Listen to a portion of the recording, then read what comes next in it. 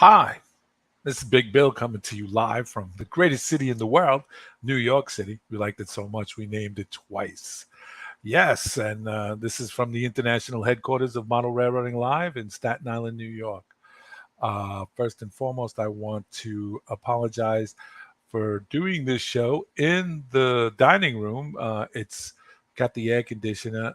I haven't brought the air conditioner upstairs from the garage to put into the train room, so it was a little too unbearable in there. I see we don't have anybody in the chat yet, so I'm basically talking to myself, which is a good thing because I can talk to myself. I hope everybody out there is good. It's 9 p.m. on the 29th of good evening, John. John's in the house. Apparently, wait, oh, I know why. I know why. Look at me. I'm such a knucklehead. Hold on. Watch this. Watch what I'm going to do right here. Watch what I'm going to do right here. You can't see it, but I'm going to do it. Bada bing, bada boom. Look right there. Ethan Amridge is there. John is there. CV Railroad, good evening. Lynn McCurdy in the HDMMRC. Lynn McCurdy again. Jimmy K. What's up, Jim? Let's see. I can hear you, Lynn McCurdy says. Ethan Omeridge says, my name is Ethan Omeridge, and good to have you aboard, Ethan, again. I hope you're well and fine. Again, this is Big Bill talking to you, and we are coming to you live from the international headquarters of Model Railroading Live. And Model Railroading Live is brought to you tonight by Good Model Railroading. Split Rock, good evening. And Dan's Model Railroading Journey is in the house. Everybody's here. That's good. You know why I couldn't see it? Because I had it on private chat. And private chat doesn't give me the who's watching and who's not watching. So, Jim, how are you? John, how are you? Lynn, Ethan, Split Rock, Dan, how are you? CV Railroad, how you guys doing? Hope you're well. I hope the heat's not getting to you. I hope it's cool. Like I said earlier when I came on, I want to apologize for the background. I'm not in the train room only simply because it's a little too muggy and hot in there. And with the overhead lighting, it tends to heat it up. And I'm in the air conditioning dining and living room, which is comfortable. And I neglected to bring the air conditioner up from down in the garage as I'm basically lazy. That's what I'm doing. I'm actually waiting for it to top out. Hey, Lynn McCurdy, you busy filling out forms for a flight and cruise in September? Good for you. Going anywhere special? Thank God for the man who invented air conditioning, right, Split Rock? Absolutely great. Well, we're waiting on our guest. He's actually from the coming from the other side of the globe of the world, and we're waiting for the signals and transmissions to kind of work up themselves. So we're waiting on him to show up as our guest. But in the meantime, while I have your rabbit attention, is that correct to say rabbit attention? I just wanted to give you guys a heads up. We are absolutely in the summertime. So things tend to slow down here around Model Railroading Live. That doesn't mean that we're walking away from anything or any of the content that we have made at this point. We're still going to fulfill that and do it, but we slow down a bit. We slow down, as I'm sure you guys are busy going outside and doing things with your families. And, now that basically this crisis of a pandemic has kind of like eased everything up, we're taking advantage of it. I know we are here in New York City. It's opened up a lot more venues and stuff we can do. Lynn says he's flying to Israel and then 11-day cruise around the Med. We'll stop in New Jersey on the way and Philly on the way home. Very good. Very nice. Very nice. I had a friend who did that. It was a pleasurable cruise. And you'll be in Bayonne, New Jersey. Good for you. Safe trip. Safe trip. Enjoy it. Enjoy it. Lynn McCurdy says that it was 110 yesterday where he lives, but a dry heat. Yeah, right. Okay, dry heat. 110 is 110. Anyway, getting back to the MRL and its content, just wanted to say that, like I said, in the summertime was slowed down a bit, but not totally off the air. We're continuing to make content, good content. I hope that you guys enjoy it. Anyway, just wanted to give you a heads up. Johnny's Train Talk Show will be coming back in July. What date we have not yet gotten from John. John's been a little bit under the weather and taking care of some personal family business. So that's been taking up a lot of his time. But definitely, John has informed me that he will be back in July. And John's Train Talk shows are on Thursdays evenings at 9 p.m. Eastern Standard Time. And the Railroad Empire show, Building Bridges. I don't know if you saw the last live show that they did with Andy Crawford and Ralph Renzetti, where Andy is doing a bridge, as well as Mr. Renzetti, the Mudfather, is doing a bridge as well, and they're continuing that series. We don't have a date as of yet because they're still working on editing this video that's coming up. And so we don't have a date, but as soon as we do, we'll post it in Facebook as well as on this show when we come back on. And speaking about who's Big talking to, I will be back on July 6th with the special guest, Chuck Bay. Chuck Bay is a model railroader, just got really into it in the last year or so. And I happened to come across him through Bill Moronic, the track planner, who's a good friend of his, and Bill is a designer of one of his railroads, his railroad. So he's going to come on, and he'll be on July 6th. That's I believe, next Wednesday, July 4th already, coming up on us. It's amazing. CV Railroad in HO Scale says, I had to remove a bunch of tracks and seal my Homosote spline roadbed with Mod Podge because of the moisture variation in the basement. I know. I used to have that problem when I was doing my layout in my basement. It would get, like, in the wintertime really cold, and then in the summer, and not really summer, but spring and fall, it'd get like wonky down there. But I also had the boiler and the washer and dryer down there, so it was high humidity. But that sucks. I hate that. John Benetchek says Northern Indiana has not been bad back in the 90s tomorrow. Yeah, I hear you. It's been crazy. It's been crazy. But hey, at least it's the summertime. We're doing. I think we're still waiting on our guest. If I were to call him into the room, I don't know if he's here yet. John, if he's here, let him come in. He's not here because he would have been here.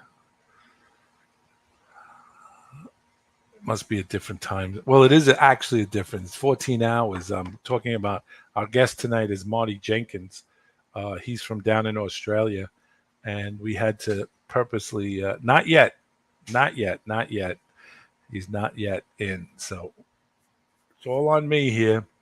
I'm gonna have to wing it until he comes in. So that's all right. But what have you guys been up to out there? Randall Ellis, how are you? Didn't get a chance to say hello to you, Randall. How you doing? Are you working tonight?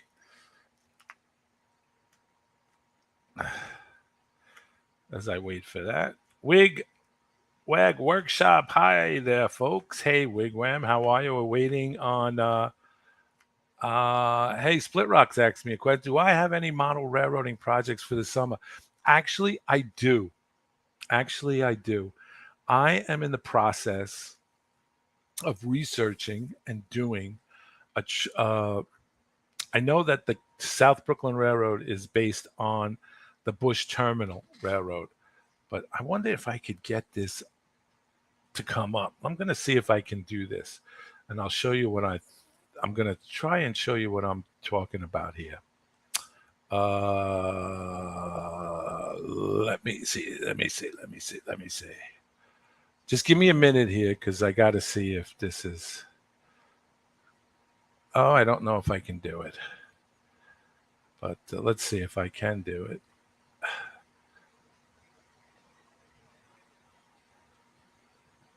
No, it's not letting me do it. Well, to answer your question, let's see. Hello, Wigwam. Good evening. Tom Gregory's in the house. Marty's great. Good guess. Yes, Split Rock, he is. My project is to do the actual Bush Terminal layout in a module form. Yeah, literally building another layout, but in a modular form, a 2.5, 3 feet wide by either 6 feet long or 6 feet long with an L on it. And it's going to encompass the yard and the buildings, the warehouse buildings that they serviced in the industry. Randall says he's been doing pretty good. He's been working quite a bit. Be careful out there. It's wig wham, wig wham, wig wham, wig wag. Did I say wig wham? Oh, I'm sorry. It's wig wag workshop. Okay. There we go.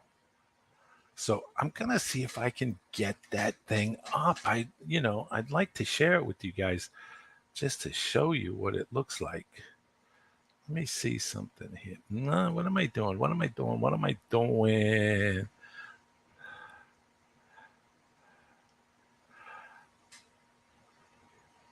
I might go off the air here, but don't sweat the small stuff.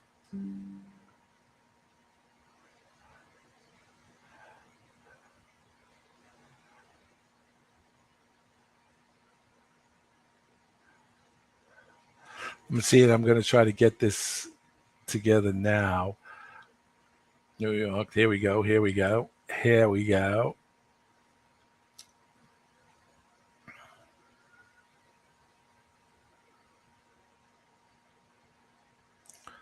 Let's see.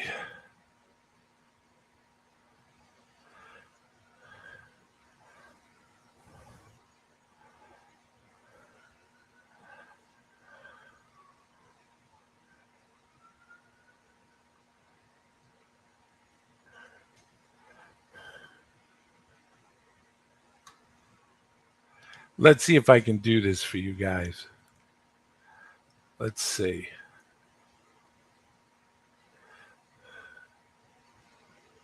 Yes, here we go. Just so you guys know, this is, if you guys can see this, this is a port facilities of the Port of New York, Upper Bay in Brooklyn. This is a 1932 sketch. Now, if you see this, this is all the piers here. I'm not doing that. I'm not doing that. What I want to model is all of this. Here's the yard.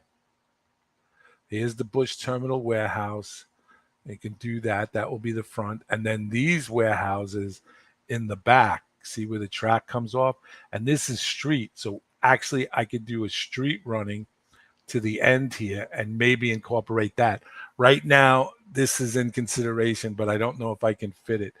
But I want to do this in a module thing, a 3 feet by 6 feet. Maybe if I can, I do an L with this yard incorporated in it, or these other buildings, run street and then into these buildings. I think that would make for an interesting, a definite interesting thing. So that's my plan. Let me see if I can come back to where we are and stop sharing. I hope you guys saw that.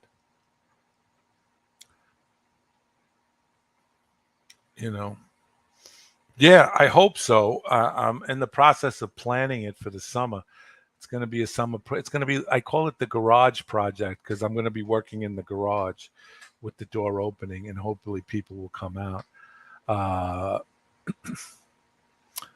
Randall Ellis says he's off tonight. James K. Back from the N Scale convention. How was the N Scale convention, James?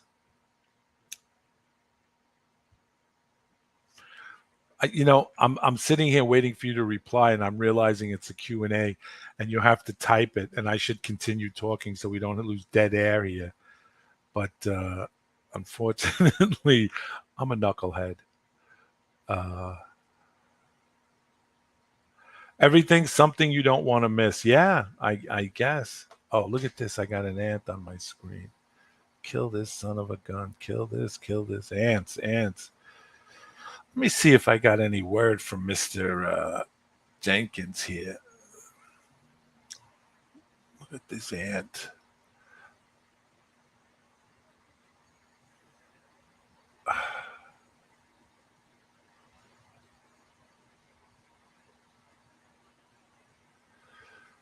So it's already tomorrow in Australia. Am I correct?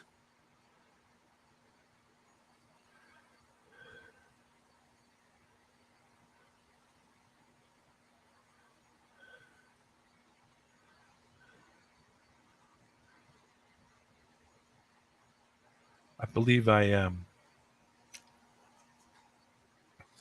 I hope we didn't get those dates mixed up for whatever reason. CV Railroad and HO says great. James Karowski, great. Kella. Jimmy K, that's as far as I'm going, Jim. You know that. And so what we're doing is, I'm sorry about this, guys, but we're waiting on Marty Jenkins to come in from Australia. It's Thursday, 12 noon, where he is. I don't know what is going on. Let me check something else here to see if he is perhaps in another room. No, he's not. I thought maybe he was on that. Jimmy K understood. Yes, it's Thursday there. I knew, right, Tom? I got it. I'm smart. I could have been ahead of the family.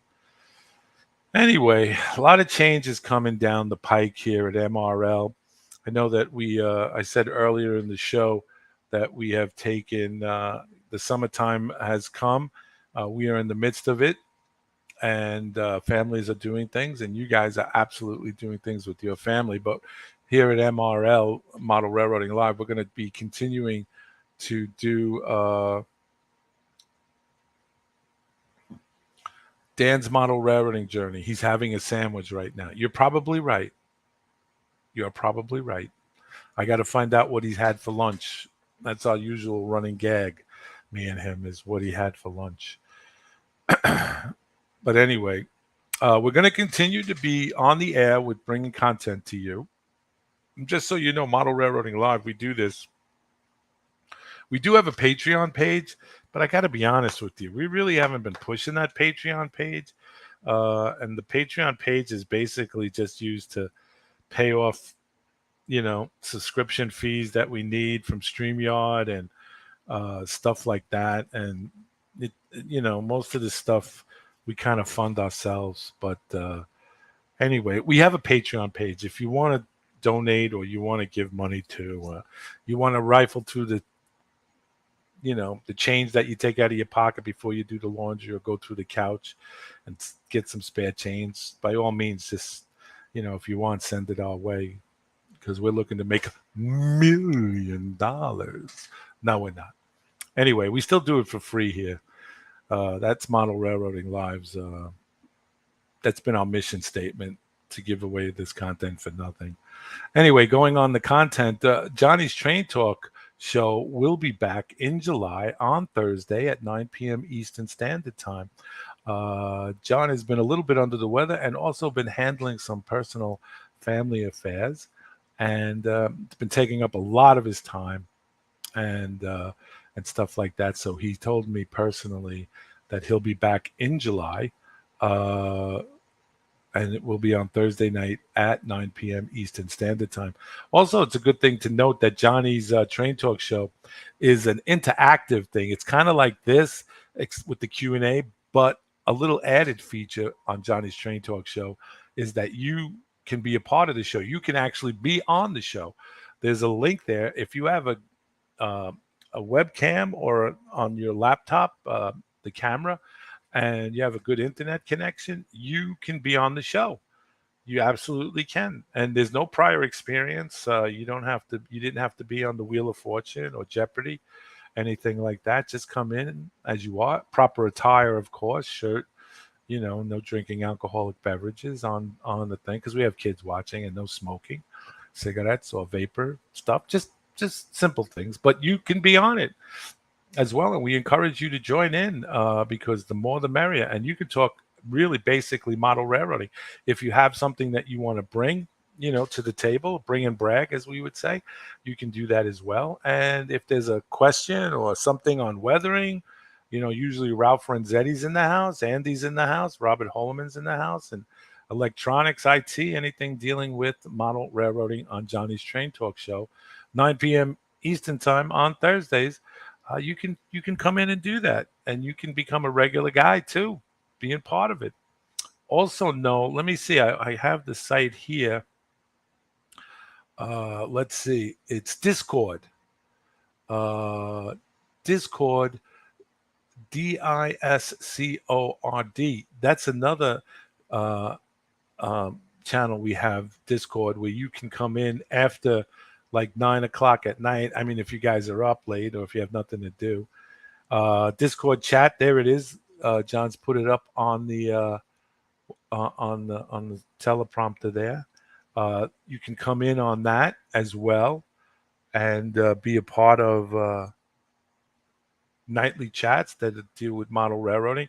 Usually you'd find Ralph Renzetti, the Mudfather, on there, and he is a chock full of nuts of information in model railroading, weathering, and any other thing you might need. And Robert Holman shows up. He's on the West Coast, so he usually drops in about what time?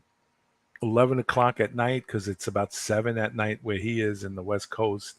And then you got Andy. That Andy Crawford comes in. He's the IT guy, and he's usually, when he comes in on the Discord chat, he's usually working on his layout. So that's good to see too. And again, it's informal. Basically just hanging out with the guys and talking model railroading. So that's a good thing if you're interested in doing that. So that's Johnny's Train Talk Show, again, in July, sometime in July. We haven't got a date yet. The Railroad Empire Show is continuing on the series of A Bridge Too Far, I think, or Building Bridges with Andy Crawford and Ralph Renzetti. They are working on a bridge on Andy's layout, and Ralph is building a stone bridge on his layout. So they're both sharing the screen equally and doing the topic on building a bridge. Andy's building a 72-inch long bridge spanning up above his layout. So that's been pretty intriguing, if you ask me. They did the live show last time. We don't have a date from them yet, but we should have one on pretty soon, and we'll put that on Facebook, Model Railroading Live. We're also on Facebook, so please, join us on Facebook if you haven't already. And we're a YouTube channel, so you can subscribe to us on Model Railroading Live YouTube. So you can get that. We're heavily into the social media platform. Split Rock James K wants to know, where was the N-Scale convention? Excuse me while I take a drink here and give James.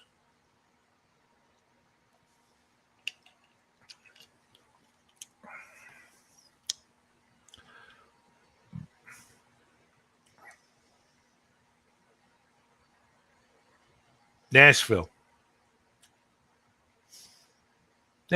Tennessee. How's that? And just to say it again, who is Big Bill talking to will be on July 6th. That's Wednesday, July 6th. Special guest will be Chuck Bay. Chuck Bay is new to the hobby of model railroading. He's in the process of building an HO scale layout. And I thought I'd bring him on because I saw one of his videos and it was pretty interesting, and how he's approaching it. He was a armchair modeler, and then he decided to jump into the deep end of the pool and become a model railroader by actually building one. So he's having a lot of fun and he's enjoying it. And the railroad has been designed by the track planner, Bill Baronic. So it also helps that Bill Baronic is his neighbor on the block where he lives. So how cool is that? Anyway, Ethan Armoridge says, cool train layout. Very nice, Ethan. Very nice. Big Bill, When will Johnny be a guest on this show? Well, Dan, that's a good question. That is a very good question. We could, we might even have him on tonight. uh, if Marty Jenkins does not show up, we might be interviewing John. Uh, you know, yeah, model railroading. Johnny replies, "LOL." Yep, yep, yep. Ethan Armoridge, can I join the StreamYard tonight? Well, Ethan, not that I don't want to be a party pooper and I don't want to let you down. The short answer is no. And the only reason that it's no, and I don't mean that in a harsh sense, is that usually prior to being on the show, we do this whole tech tune up thing to make sure that everything is in order, your video, your uh, stuff like that. And it's not that I'd love to have you as a guest. I really would. If you're interested in being a guest, we can work that out. We really could work that out. So let us get together. My email is South Brooklyn. That's South. I don't know if John, if you have that, then maybe you could pop it up on the screen for Ethan. It's southbrooklyn at gmail.com, and it's SOUTHBKLYN at gmail.com. There it is. Southbrooklyn at gmail.com. Why don't you email me your particulars, and we can do a date and set up something in the future if that works for you. Ethan says that is fine with him. Good, Ethan. I'm glad. In any sense of the word. We have been busy here at the Graham household, been doing some remodeling work in the apartment, kind of finished everything up, just working on a few other projects. I have my wife, I asked her to do this, so don't hold it against her, but I asked her to give me a honeydew list, a real honeydew list. And I've been knocking them off one at a time. And it's strange when you start knocking things off one at a time on the honeydew list, because each time, like tonight, I got my favorite meal tonight: potatoes and eggs with hot dogs in it. That's my ultimate favorite meal, and she made that for me, and she made a dessert. So tomorrow, I think I'm gonna uh, uh, renovate the bathroom, tear it all out, and start renovating it, because that looks like a project I can handle. So anyway, hopefully I who I really want to get on the show, and I've been outreached. I've been trying to get him, and not Rod Stewart. Rod Stewart is on tour right now, so it would be really hard for me to get him. But I'm looking to get Herb Froman on. Herb Froman is the Sausage King of Chicago, and I'm looking to get him on and to talk about sausage making and how he became king of Chicago. But it's very hard to get in touch with him. So he's hopefully a new guest that I'll get on, Herb Froman. So we're looking to get him on. And I know I'm rambling right now. I know that. So please forgive me. Forgive me. Forgive me. Forgive me. Uh, Anybody have any questions for me out there? I'm open. I'm an open book. Ask me anything.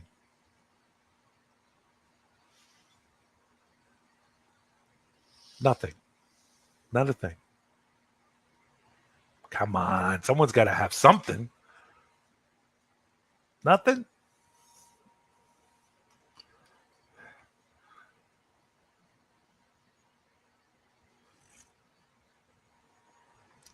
Ethan says, my knee hurts today. Ethan, welcome to the club, brother. My left knee is killing me. In fact, I'm contemplating getting my knee replaced. Well, look. Good afternoon.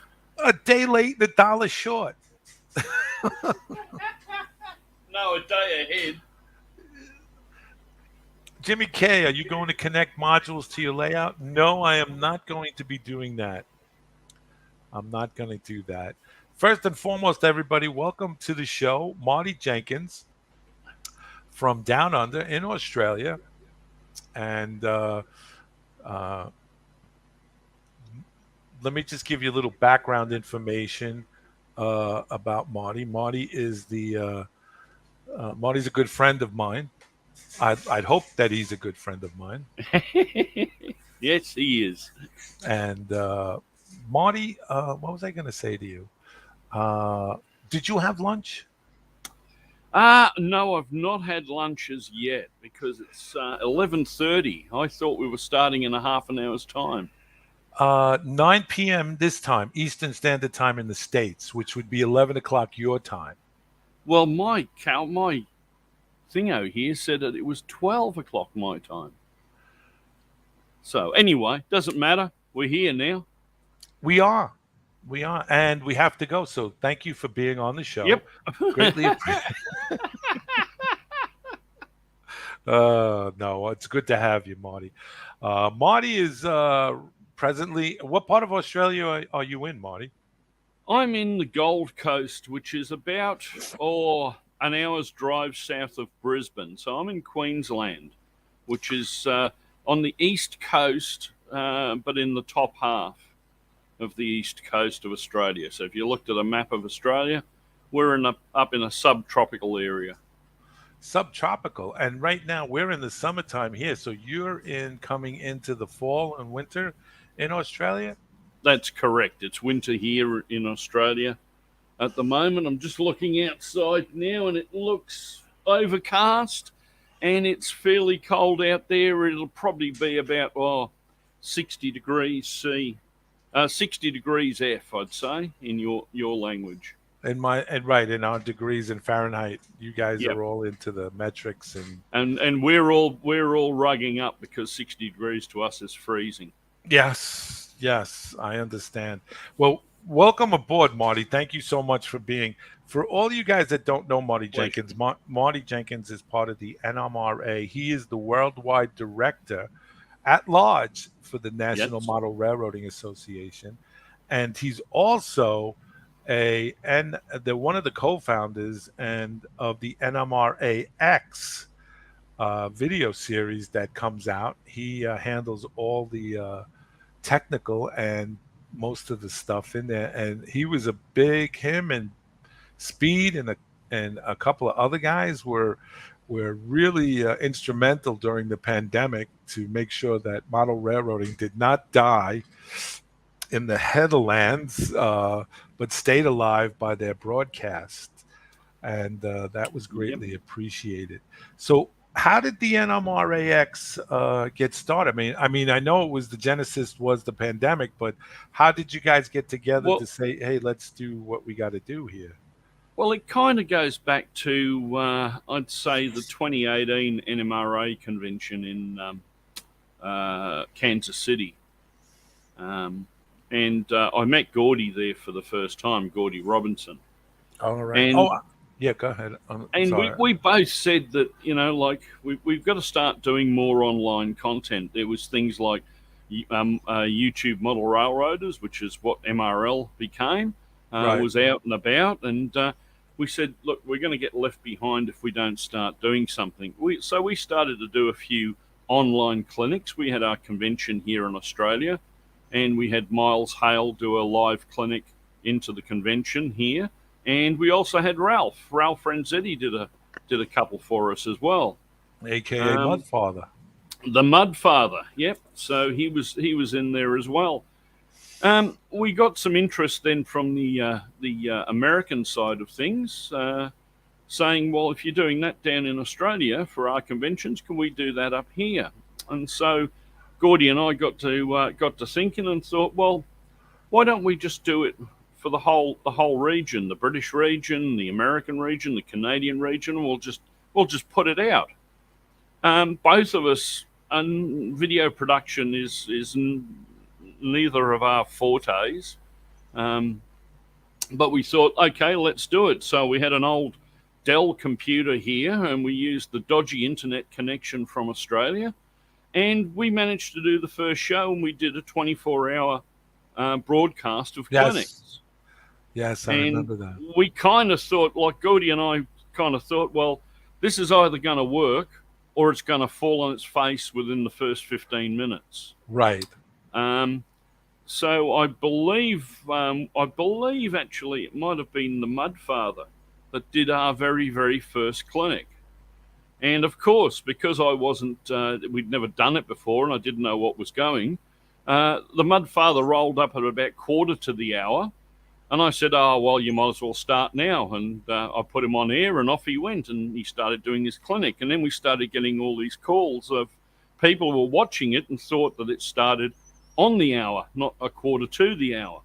Right. So I had to stop. Stop him. I had to stop Ralph midstream of his clinic and say, listen, can you rewind it and go back to slide 1 and start all over again? Yes. And of course, Ralph, the trooper that he is, rolled with the punches and off we went. We started it all over again.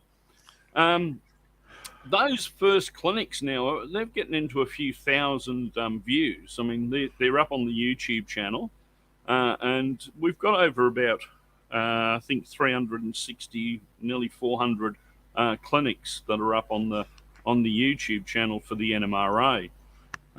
When we started NMRAX, they already had a YouTube channel, NMRA, but it only had about 200 subscribers. So within the first 12 months, I think we brought that up to about 4,500. So, and it's still growing. So, yeah. I have to say that the NMRAX and how fortuitous that you did it just prior to the pandemic. And then, I mean, it was an unfortunate situation worldwide. We understand that. But it also gave some solace and some, people had some place to go, and it was very much welcomed, at the time. But it also it the scope of modelers that you've gotten is you've gotten a lot of modelers who normally you would never. You've gotten a lot of modelers that normally, like guys like me who want to interview them, wouldn't come on because they're camera shy. Yeah. And you got them on, and they were very relaxed, and it wasn't, you come as you are, t-shirt, whatever, and just, do your thing. And it was a very relaxed thing. So it definitely panned out, and it's still to this day, it's just like taken off. And, so that, and did you know Gordy, Robinson prior to him being elected to the presidency of the NMRA? I've known Gordy since about 2017, 2016, when I first met him online. And then, as I said, we both went to the convention in Kansas City together, which was... Go ahead. Sorry about that. No, not at all. Someone just dropped me off something to munch on. So, oh, nice. Which it looks like a toasted ham and cheese sandwich. So lunch has arrived. If you wanted to know what we were having for lunch, is it on toasted or regular? It's toasted bread, with cheese and ham. What type of cheese? It's not. Cheddar cheese, tasty cheddar cheese. Yeah. And what kind? Any condiment on it at all? No condiments. Just a regular, just a regular grilled cheese and ham sandwich. Oh, okay. And what would be the beverage of choice? Well, I have a cup of coffee here, being as it's only 11:45 in the morning here. So if I started to break out the beer, I'd start to get a reputation, or a worse reputation, put it that way. Let's put it that. Well, it's 5:00 someplace. Exactly. So, that's usually my excuse, but anyway. Yeah. Ralph Renzetti has a question. He wants to know, hey, Marty, have you found use for any pan pastels yet? Pan pastels? Isn't that a flute or something that someone plays? I think I saw it in a movie. It was Shakespearean with Mickey Rooney. Yeah, I believe you use them for weathering locomotives. I'm not sure, but anyway. Yeah. But going back to your previous question about when I first met Gordy, the first time we, as I said, was at Kansas City at the convention, and both of us were doing some clinics there. So we thought, well, let's try something a bit different. Let's live stream these clinics out, and we actually live streamed them out on the YouTube Model Builders channel at the time. Yes, I And remember. there was a whole bunch of people there, so it was like the fact of, well, you don't need much hardware to do this stuff. Hmm. So when we started NMRAX, I mean, I've got a internet connection in Australia is nothing like what you get in the US. I akin it to sort of like dial-up carrier pigeon service. Um, yeah, it's sometimes it works really well, sometimes it doesn't. And I had an old Dell computer here, so I started looking at OBS and a few other programs, which I'd got hints from Andy and Johnny, who's with the MRL crowd, and we decided to put it together. And as I said, I thought, well, it's either going to work or it's not going to work. But it worked, and we got through 24 hours, and we've been kicking on since then. So now, when you started coming in regards to when we used to have it before we got to the web stream things that we use now, Discord. Yeah. And you were but you guys down there in Australia, you also started the MRL Model Railroading Live version in Australia, right? Exactly. Yes. Yep. And we have two major nights on here, usually on a Tuesday night, a Wednesday night, and a Friday night. We've got a Wearby room where everyone drops in and has a chat about model trains, and we call it the Outlaw Model Railway Club. So, Outlaw Model Railroad Club. Why that name? well, because we could. Well, the guy that started it, he is a motorcycle enthusiast. So, that's. I was So just going that's to where say that he came was from. he came on the Discord, wasn't that the gentleman? That's correct. That's Adam. Adam, Whiskey. right? He Adam owns Whiskey, Whiskey right? Models. Yeah, Right, which is a Whiskey. Queensland manufacturer of Right, models up here. So right. Now you're also involved in the National Model Railroading Association. You're their worldwide director. yeah. So, are you guys plotting to take over the world, or is that just a title? Well, And it's what does it include being the worldwide director of the National Model Railroad Association? well the board of directors of the NMRA are made up of 9 people, and they're done from different regions. So you've got a Pacific District director, which looks after the Australian, New Zealand contingent.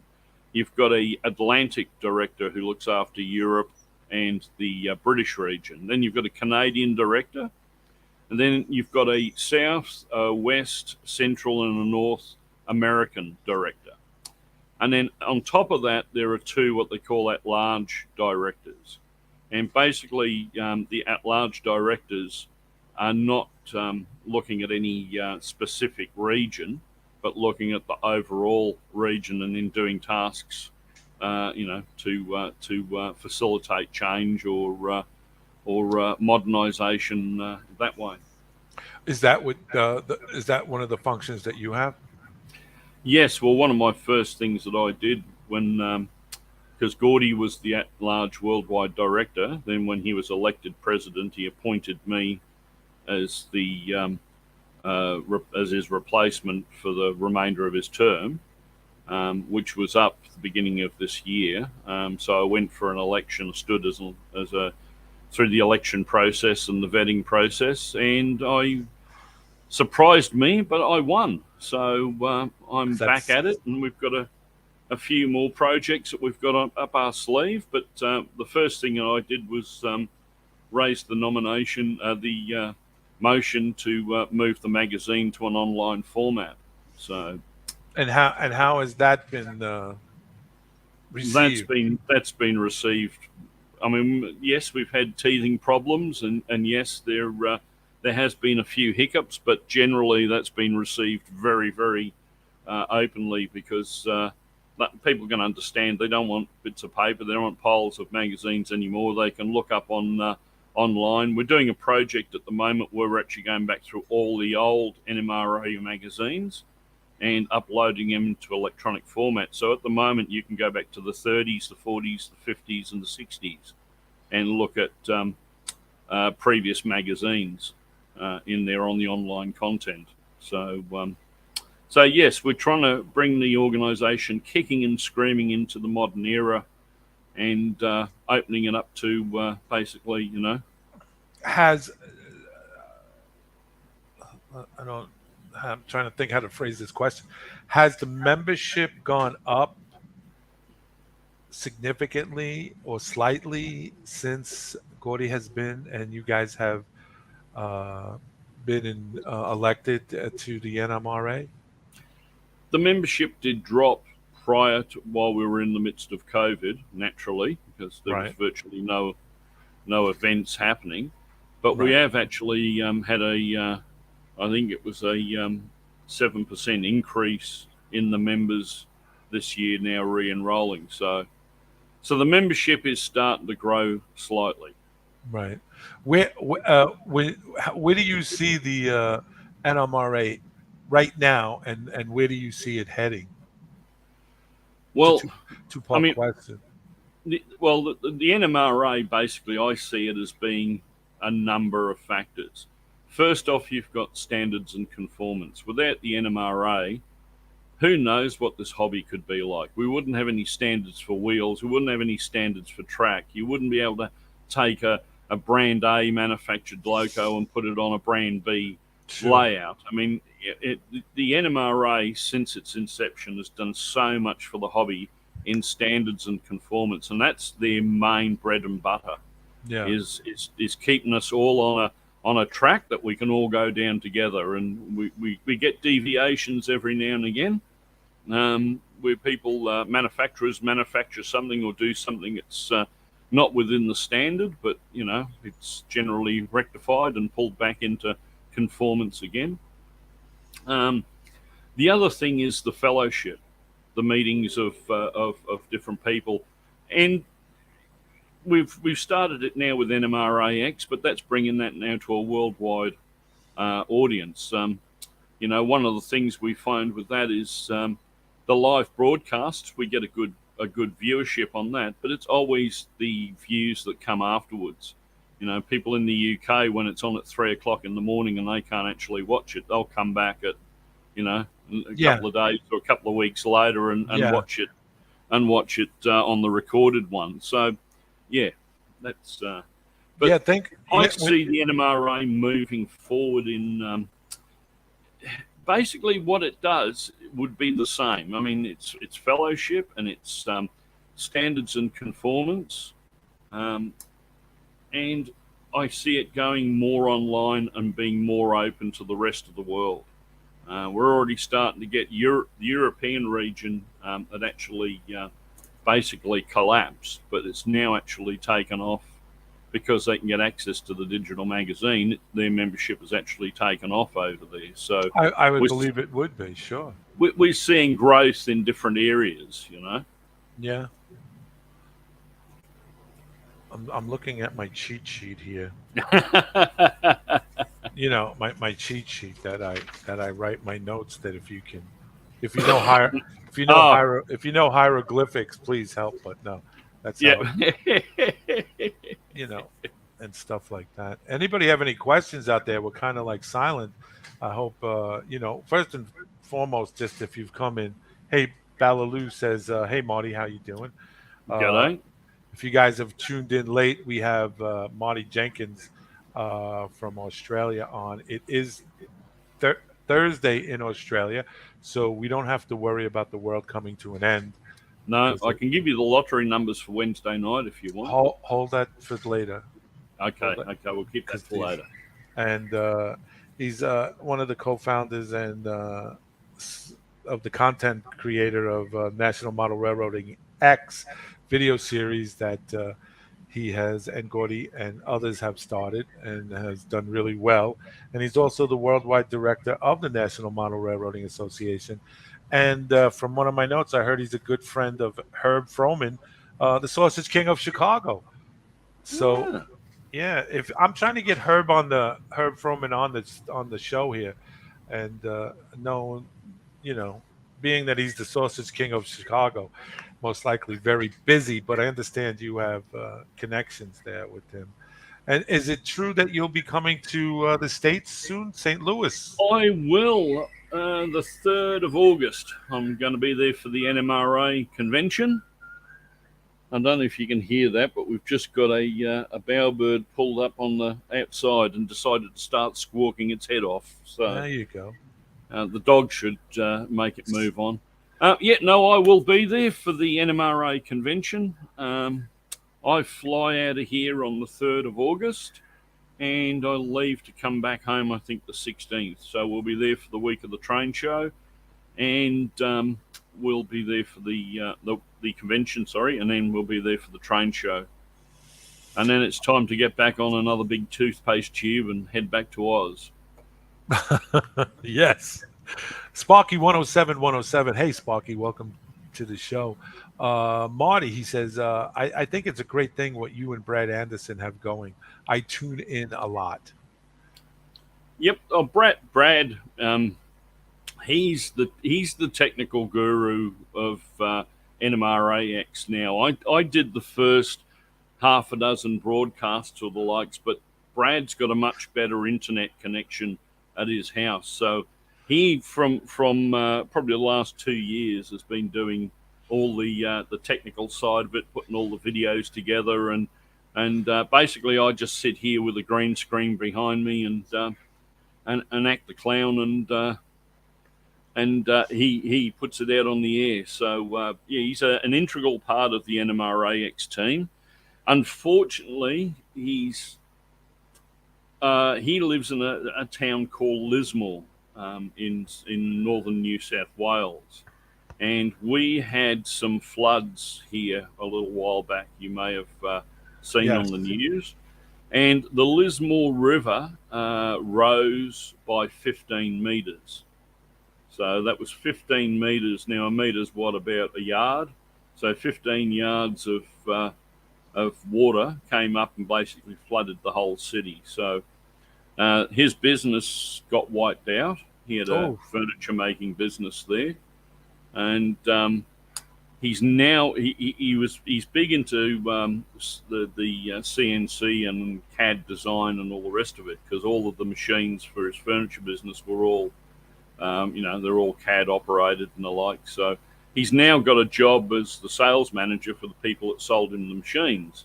But unfortunately, he has to travel all over Australia. So every time I Facebook message him now, he's usually on the other side of the country, or down in Adelaide, or down in Melbourne, or all over the place. So we're hoping that the next NMRAX he will be at home, and we can get him to do the technical side of it, because he does a good job of it.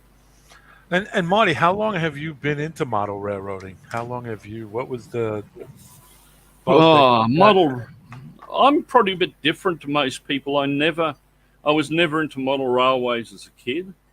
I was in the music industry and played in a number of bands, and did that, and probably till my mid-40s, when I got sick to death of lugging equipment inside of pubs and then being accosted by drunks when you're trying to pack everything back in the car, and it got to be a job. So I got out of that, and near where we live used to be a guy that had a big train display that he used to open to the public, called the Train Place.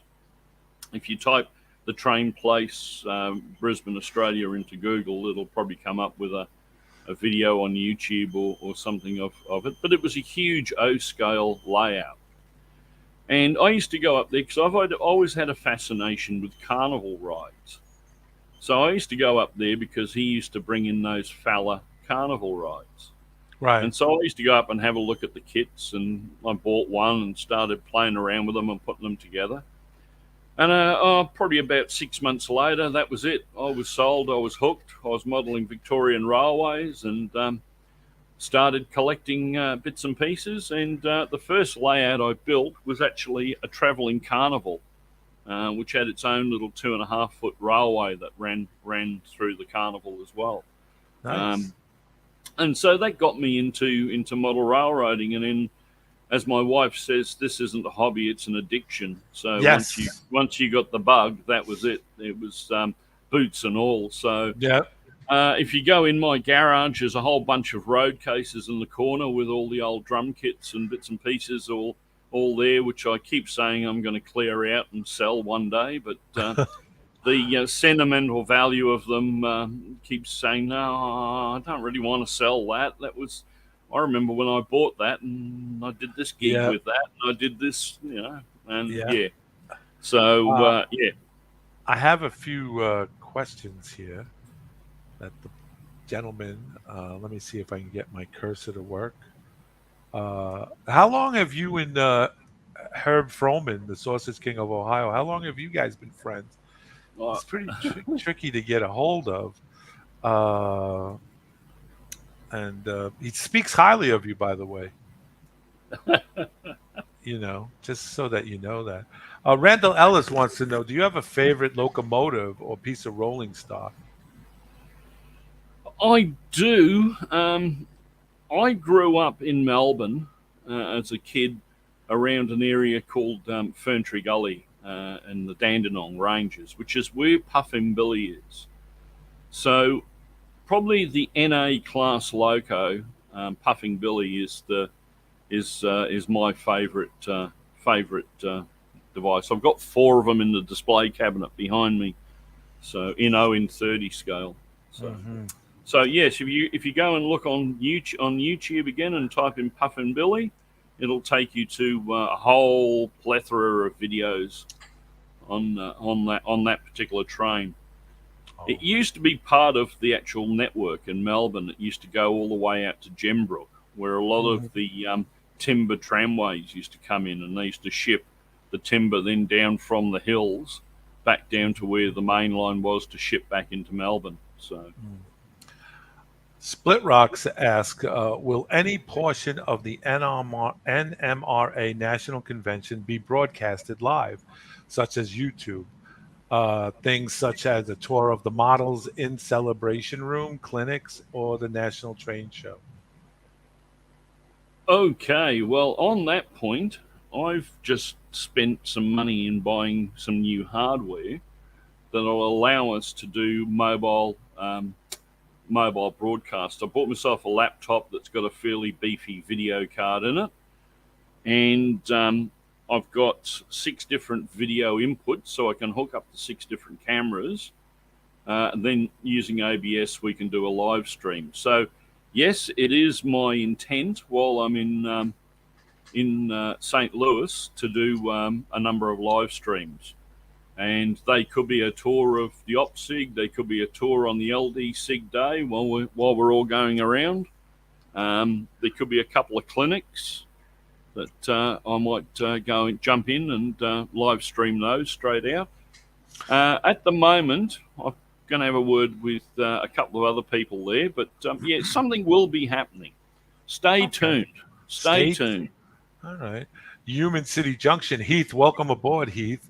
The NMRA's latest standard LCC has not gotten a lot of support due to the competition from LocoNet, MQ Trains, Adreno, etc. Are you an LCC user, and what do you see as the future of the NMRA standards? I'm probably not the best person to ask that question because I'm not an LCC user. All my layouts, well, the layout that's in the room here that we're building is all LocoNet because I bought my first Digitrax system back in, I think it was '99, when they first come out with the Chief. So I've got one of the very first UT1 throttles that Digitrax made here. It only has 2-digit addressing. So you've only got 2 digits to actually put your address in the thing, and it's got 4 functions, I think, on it. But so I've collected over the years a lot of equipment that runs on LocoNet, not just Digitrax, but CML products and a few others. Right. Eulenbrock run on LocoNet. They're quite good equipment to get. You've now got Tam Valley were bringing out a quad servo driver that was LocoNet as well.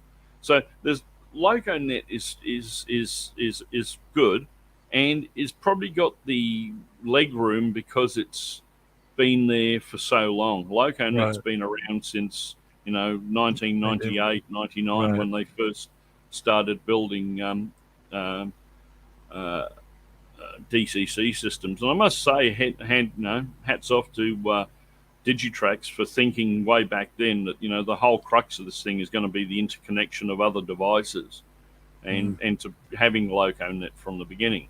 I mean, Right.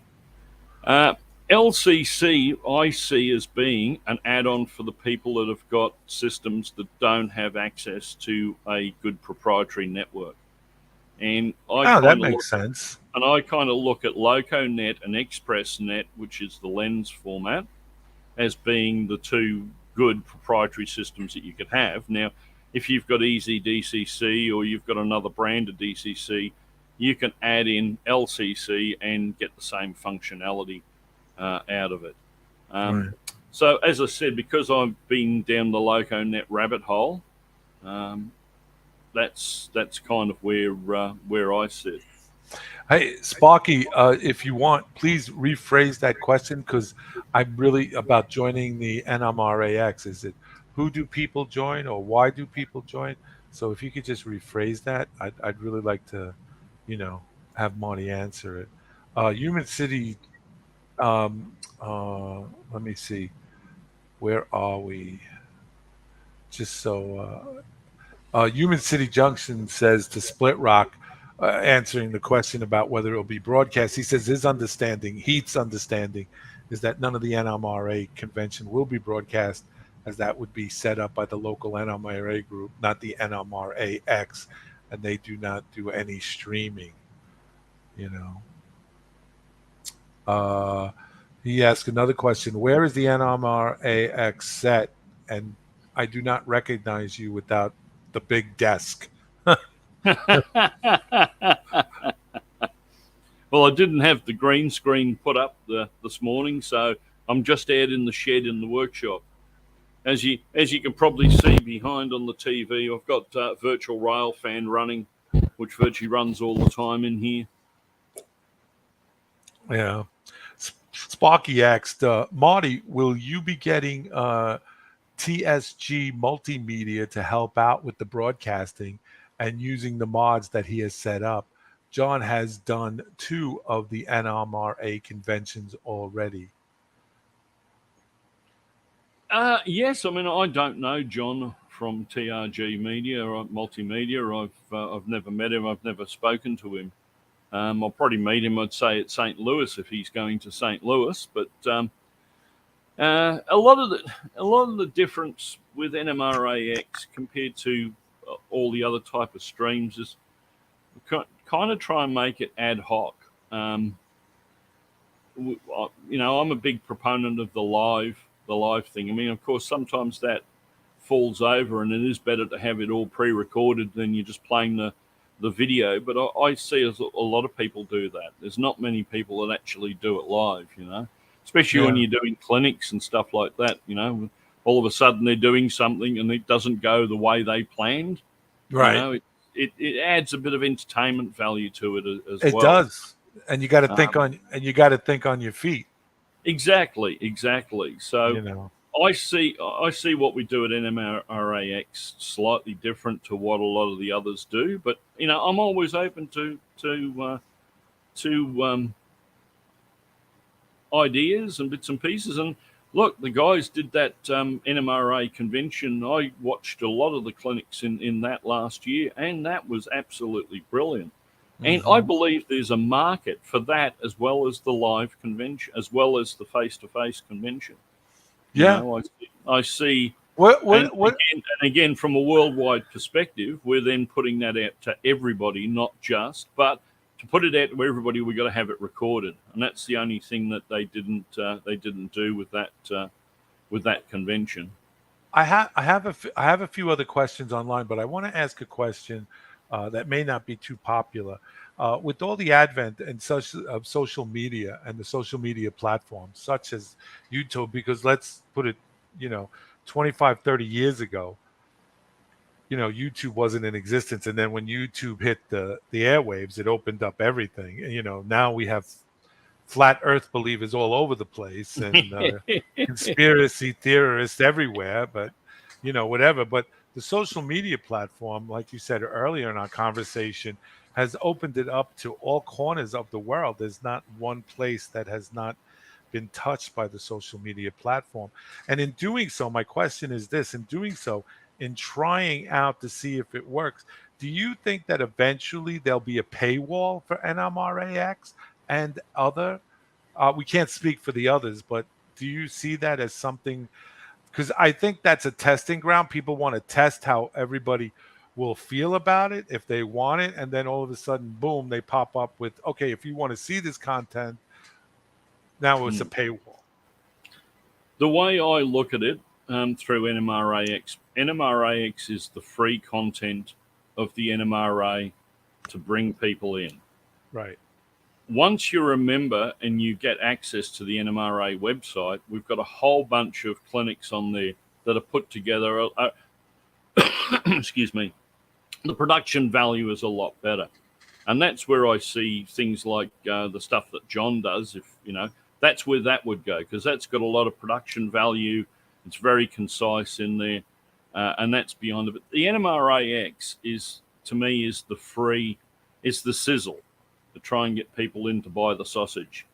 And that's why we try to make it lighthearted. We don't try and make it, very regimented or meeting like or the likes. It's it's all.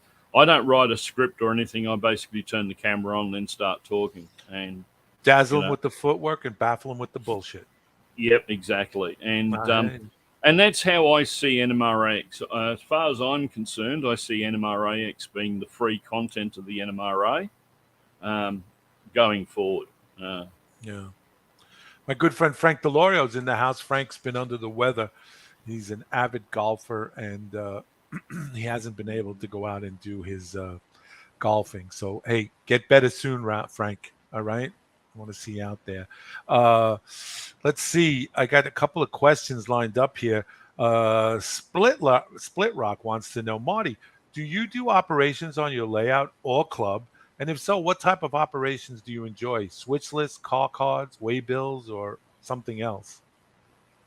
Well, this layout here eventually will have ops on it, and it's being built so we can have remote ops on there as well. Meaning that I, Bill Graham, in Staten Island, New York. Anybody from anywhere, from the guy next door to Bill Graham sitting over there in Staten Island, can dial into the layout and run trains. I've finished the only, as everybody probably knows, I'm a big proponent of jumping down rabbit holes, and I tend to do one thing and then stop and jump down another rabbit hole, and of course all the other projects stop behind it. But anyway, this layout is a double deck layout where we've got hidden storage underneath, and the layout is going to be based on the city of Melbourne.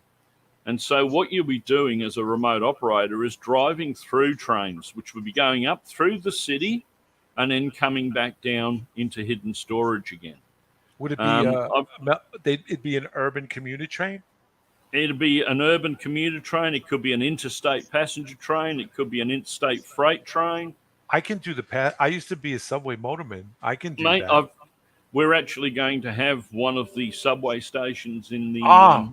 So you're suited. You're right in there to drive the Melbourne City Loop. I've run many a red signal. I know exactly how to do that and how to cover it up once I split a switch, and stuff like that. But Robert Holman. Go ahead. I'm sorry. Finish your thought. So Brad and Brad, I must say, has been doing a fair bit of work on the remote ops side, and we've been using the ESP32 cameras. I've got those in hidden storage. Then when you actually get up onto the actual layout, I've used Raspberry Pis because you get a better video quality out of the Raspberry Pi setup than you do out of the ESP32. The ESP32 is good for they're in the hidden storage, so the dispatcher can see that the points have changed in the hidden storage before they send a train out through there and the like. So so that's what the cameras in hidden storage are for. But That's very you know exciting. that storage yard's got 32 point motors, and it's divided into 16, 20 blocks. So there's all block detection down there. It tells you what train is what, because a lot of the trains in Victoria were very small. They'd only be like 3-4 cars long. Right. So in one yard, I can fit probably 5 trains. So the blocks have been divided up. And what happens is you take one out of the front and all the others behind automatically move up in the blocks so that the next train. So when we get to the end of the op session, they're all back in the same order that they started Nice. with. So, That would be really intriguing to do, to operate a train from New York City all the way down in Australia. well, I got hooked with Dave Abeley's. I've operated on Dave Abeley's layout twice. Oh, right. From here. Yeah. And that's been that's really good fun. He does the Facebook feed, which he broadcasts out. And then basically all I have here is my mobile phone, which I dial into whatever using Engine Driver, dial into whatever loco he's given me. And I look at the CATS panel, and I can actually see my train move around the layout and see the blocks ahead. So if the block ahead is red, well, I'll pull up in the previous block and wait for someone over the radio. And we've got access to the radio, so that's good. When I actually talk from here in Australia, if you're watching Dave's live stream, you'll actually hear my voice come out over his two-way radio that he's got in the room. So nice. It's just like you're there. It's and running the op session. So yeah, they're great fun. They're really good fun. And I've also had a couple of op sessions on the Silicon Valley lines as well. Nice. And that's good because they're the ones that have got the cameras actually mounted on the trains. So as you go around the layout, you can actually see the signaling, and you can see where you've got to stop and where you've got to run to and the like. So yeah, it's remote ops. See, again, now this opens everything up to the world. I mean, yes, absolutely. Gordy's run one night. It was Gordy and I ran on Dave Abeley's layout. So he's got one guy from a rock in the middle of the North Sea, and another guy from a slightly bigger rock in the Southern Pacific Ocean. You know, so my good friend Frank DeLauro, former retired motorman, said, "Bill, those signals flashed on you. You're absolutely." That's what I said when I went before the hearing guy. You know. Balu says Marty would have been crazy to let me loose on his railroad. Yes. Let me see. Robert Holman has a question. He says, "How do you feel about DCC++?" DCC++. I've never used it. I use a different system called the Sprog DCC. Basically, you can get a Raspberry Pi and put this other card on top of the Raspberry Pi, and now you've got a computer, a wireless access point, so you can run Engine Driver, run your trains, and a 2.5 amp DCC system, all in a little box the size of a pack of playing cards, basically. Really? I've used those. Now, it's a similar concept to DCC++. It's DIY DCC, which, years ago we used to have, we were always on about scratch building locos and engines. Well, now we can scratch build our control system as well. And with other products coming out, such as DCC++, it won't be long before I reckon you'll be able to buy a decoder as a kit form, and you'll be able to put the decoder together. So, or be able to use something like an ESP32 or a small Arduino as an actual decoder, and you'll actually be able to build your own decoders. Right. So, where does it stop? Probably infinitesimally goes on and on and on. Split Rock says, "Hey Marty, Bill lives on a rock in the New York Bay." He's absolutely right. I do. I live on an island. Yep. Sparky 107 says, "Hey, can anybody join the group of NMRAX and help out with the broadcasting?" Anybody can. All you need to do is send. A $1,500 check to Marty Jenkins. I'll give you the BSB and account number later on. Yeah, But anyway, yeah. no, we're always looking for new people to do the hosting, to ask the questions at the end in the talk and the like. So, yeah, anybody out there that's interested in doing that, just send an email off to NMRAX at nmra.org, and yeah, we'll get you in. We've had a few of the AML guys. Bruce the mailman has done a few, and Bruce Kelly's done a few. So, yeah, it's open to anybody and everybody. Just let us know. Yeah. He also asked the question, is the NMRAX a division of the NMRA, or is it more of a marketing department of the National Model Railroad Association? Well, our department, NMRAX's department, falls under the marketing side. So, yeah, that's what it's used for. Like I said, that's why I believe it'll always be free, because we want to use it as a marketing tool to sell the NMRA to non-NMRA people. Yeah, that makes absolute sense in doing so. Because that's how you get people to get off the. Not that armchair modeling is bad, but sometimes you want to, poke them and to get, get off your duff and start doing some stuff. Well, what we've found is with some people, they'll watch an NMRAX program and they'll like the clinic or something they've seen, and they'll email the person who did the clinic, and next minute they're having a conversation. Next minute they've joined the NMRA. Yeah. So yeah, it's everybody that we've had on doing a clinic is open to be is open to have a conversation with and the likes. They're sure. They're like everybody in this hobby. They just want to share what they've done and help Absolutely. other people out. Yeah. Balu says, "Hey Marty, my sister says you still owe me a cup of coffee."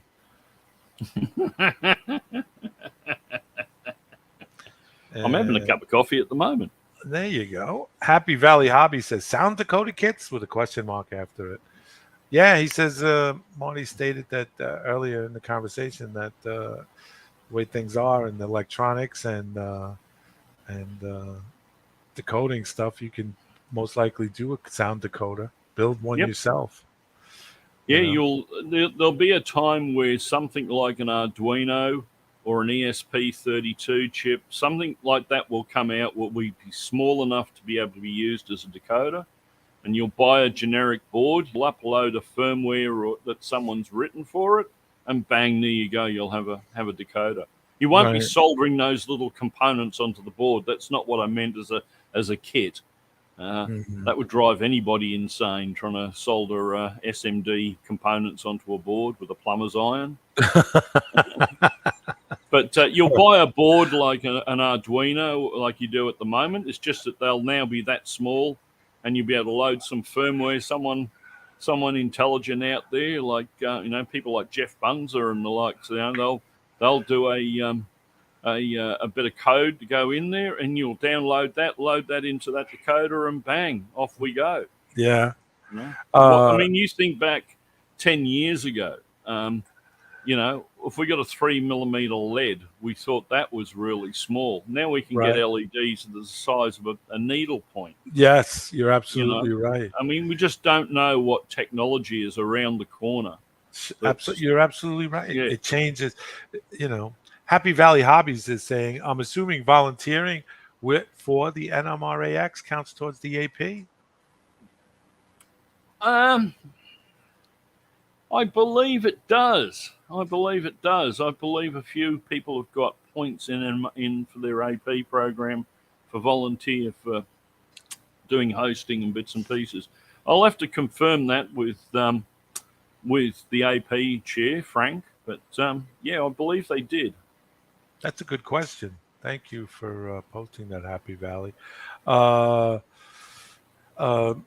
Human City Junction says that, well, he does live on a rock as well. He lives in Manhattan, you know, and It's on a bigger rock, is it? yeah, it's the place where most other New Yorkers don't go. They go there to work and then they leave. Some people live Right. there. Some people live there like Heath, you know. But here in New Well, York, anybody in the outer boroughs calls it the city. Where you that's going? one of We're the gonna go to places the that city. in my travels around the US I've not got to yet. I haven't Manhattan. Manhattan. I haven't got further than Kansas. Oh no, I suppose it was Minnesota, Minneapolis. I've been because my sister-in-law lives in Minneapolis. My wife's actually from Milwaukee originally, so Oh, she's a Wisconsinite.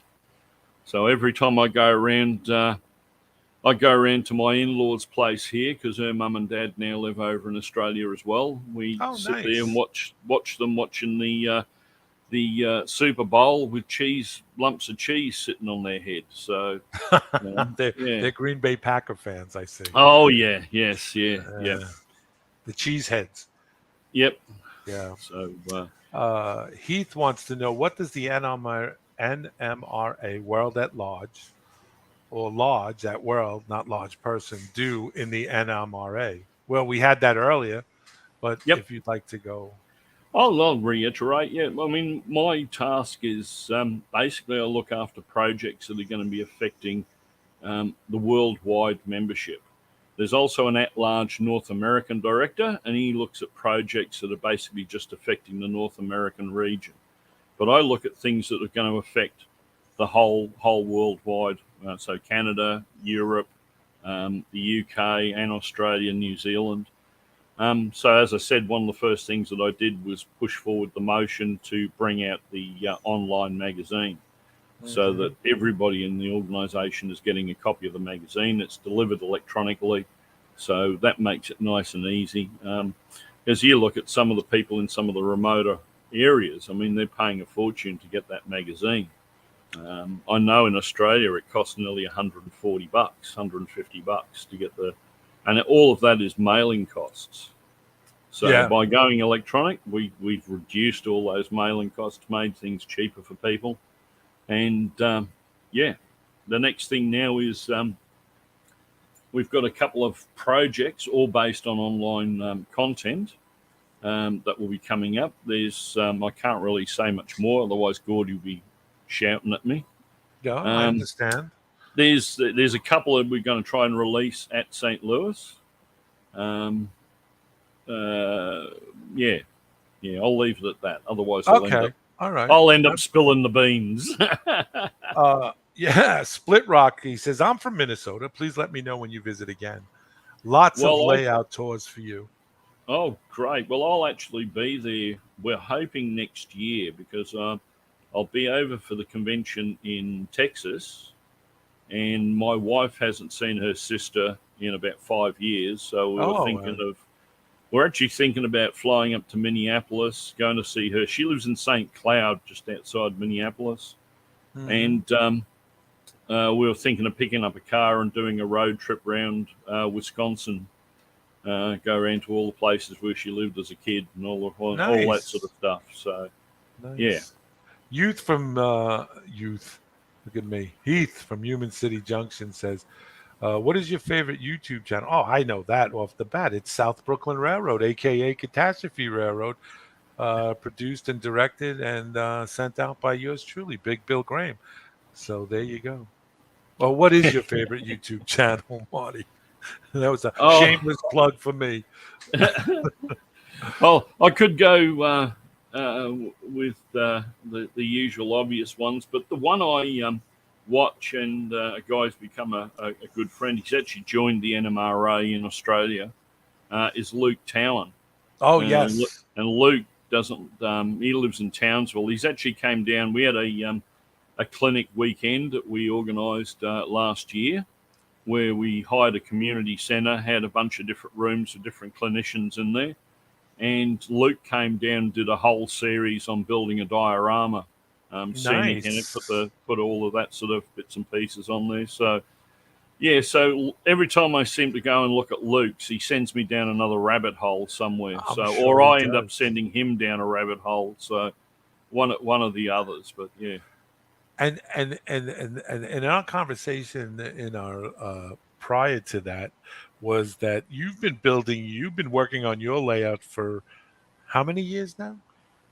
look, I built the shed 12 years ago, and The shed you're sitting in now. we've only got this far. Everybody laughs that it's the foam empire.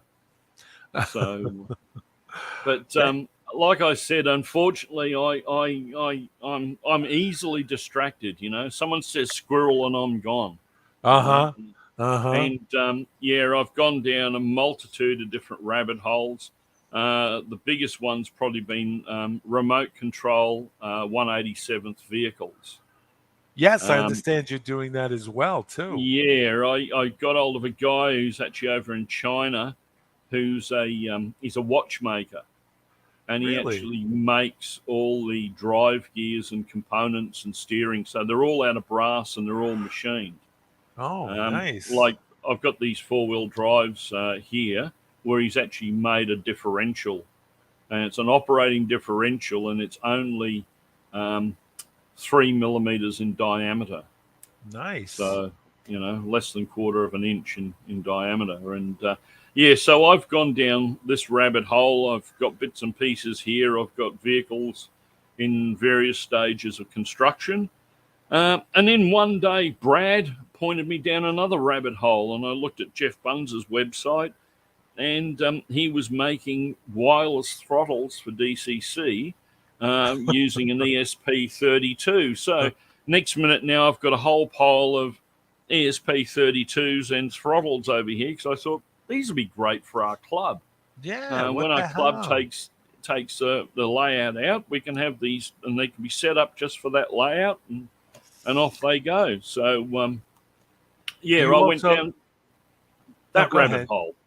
Do you also build a module? Do you have modules yourself where you take to your club, or is it Yeah, our club has we use the T-track format where you put in the modules on blow mold tables, so they're only at table height, and we get a lot of success and comments at shows because the layouts that we got are down where the kids can see them, Oh, and the right. parents don't have to pick the kids up to Right. look at the layout. Right. So we Right. tend to have a lot of families perch out the front of the layout and stay there because Yeah. they don't have to lift anybody up or do Yeah. anything. Yeah. Yeah. But we use the T-Track HO format. So everyone in our club, they build different modules. When we go to a show, we clip them all together, and They, usually we'll have something different each time. So mm. Human City Junction asks, "Hey Marty, YouTube or Facebook for model railroading community, or any other platform, social media platform?" well, you've got I would say probably YouTube. I would watch the most Right. because you've got concise videos in there on some subject matter. Right. Facebook and Discord are great for on the spot chats like MRL used to have. Like you have on your Discord channel, and it's just a general chat. People roll up and they talk about the new lawnmower they bought, or it could be anything. It's not a formulated clinic. But if I want to find information, I'll probably use YouTube, I'd say. Right. If I want to be Sparky. entertained, I'd use the others. Yeah. Yeah. More or less. Marty, Sparky wants to know, what is the email again to get in touch with you and Brad? I did an nmrax.org and it will not go through. Ah, well, let me have a Maybe. little look. Well, if he wants to send one to me, it's let me see. Have we got a chat here? I can put the. Do I have access to a chat in here? Let's see what we got. Yes, we do have a Discord channel that we use, Model Railroading Live, on Discord, and it's open to everybody and anyone who wants to come in. It's usually done in the evening time when we're not on ourselves, 9 o'clock on. Let's see, private chat. He put it in. Yep. Uh, You yeah, can you can share that with the rest of them, couldn't you? it's it's ALWDIR www. at nmra.org. Once again, it's A as in Apple, L as in Larry, W as in William, W as in Walter, D as in dog, I as in India, and R as in railroad at nmra.org. Yep. And you can send any correspondence through to me there, and I'll have a look at it. And if it's for NMRAX, I'll forward that on to Brad, and he can organise that. Brad and There we Speed do. usually does the scheduling, so he'll probably be the one who'll get in contact with someone who wants to do the hosting. Right. So we put it in on our thing. You'll see Model Railroading Live, and the email address is placed there for your convenience if you want to do that. Getting back to Balu, yes, there it is. We put it up on the screen. So if you don't get it this time, we'll rebroadcast it and just scroll down to the 52-minute mark, I would assume. I don't know, actually. But yes, we have a Discord channel, Balu, because if you want to come and be a part of it, Marty certainly is. Marty always comes in about 12 midnight, and he's on for quite a while during lunch, and we discuss his what's on the menu for Marty and stuff like that. And we have a bunch of other guys, Ralph Renzetti, aka the Mudfather, Robert Holman, and there's the Discord chat Yep. email thing if you want to get it. Sparky 107 says, "Thank you. I might just send an email. LOL." Okay, good. More people involved, the better off it is. Everybody gets to benefit from it. So that's a good thing. But yeah, we can, please join us on the Discord. Like I said, Ralph Renzetti, aka the Mudfather, Marty Jenkins does come on, and Robert Yep. Holloman, and Andy Crawford, and some others. So please feel free to join in on the Discord channel. Hey, well, Marty, I want to thank you very much for being on the show. It was greatly appreciated, taking time out of your busy schedule. I know that you're working during the day, and we had to do you know a lot of configuring, working out the time constraint, and Yep. different days. It's like Well, there and that. But thank I'm you so. lucky now because I'm on holidays for the next week and a half, so it's school holidays here at the moment. So Okay. yeah, Well, we just ended school. School has ended here in New York City, so uh, stuff like that. But I don't know why I said that, because I'm not involved in any school type activity or anything like that. So I just thought I'd add that. But thank you so much for being on. I greatly appreciate it and taking not a time out of your problem. busy schedule. And hope to hear from you again. So don't go anywhere. You're going to go off the air now, but don't go anywhere, because we want to talk to you afterwards. All right. So, Not a John, problem. I'm here. all right, good. Thank you, Marty Jenkins, for being part. And listen, if you get a chance, uh, when you talk to her, well, when you talk to, yeah, thank you for coming back. When you do me a favor, when you talk to Herb Froman, the Sausage King of Chicago, please Yep. let him try to find out that I'm trying to get in touch with him to get on the show. All right. Well, he's a bit upset, I think, with me at the moment because I'm one of these people that likes to put ketchup on their hot dogs, and and Well, and yeah, it's kind of soured the friendship a little the bit. I think. friendship. Yeah. Well, if you happen to run into him, because he's on the internet a lot, but if you get into see Herb Froman, let him know I've been looking for him. Okay. Will do. All right, buddy. You be well, be safe, and be blessed. And we'll talk to you in a few minutes. You take it easy. Bye. I will. Hey, listen, thank you so much, guys, for tuning in and to Model Railroading Live and Who's Big Bill Talking to. Once again, just to give you a heads off before we sign off, I want to let you know that Johnny's Train Talk show will be on in July on a Thursday at 9 p.m. Eastern Standard Time. We do not have a date yet, as John has been a little bit under the weather, and also has been taking care of some personal family business. So he's been quite busy. But he'll be back. He'll be back in July, he said. The Railroad Empire show, Building Bridges, with Andy Crawford and Ralph Renzetti, will air. I don't have a time. No, it's 9 p.m. Eastern time, but I don't have a date as of yet. So as soon as we will paste it in the Facebook Model Railroading section. And who is Big Bill talking to? Well, we'll be talking again July 6th with our special guest, Chuck Bay. And Chuck Bay is new to the hobby, HO scale, and he has recently built a new layout, and they'll be discussing his challenges and his rewards and everything else. He also happens to be a neighbor of Bill Baronic, the track planner, who designed his layout. So we'll also talk to him about that. Randall Ellis says, "Hey, enjoyed the show, guys. Sorry I didn't chat much, mainly just listening in. Take care, all. You too, and don't worry about it. You know, it was good to have you, and it's always good to have all you guys on and listening, because without you, I'd be talking to dead air, and who wants to do that? So until next time, you guys take care, be well, be safe, and be blessed most of all, and we will see you on the radio. Once again, Rod Stewart, I'm sorry, buddy. Didn't have time. I had Marty Jenkins from Australia. Maybe next time. Take care."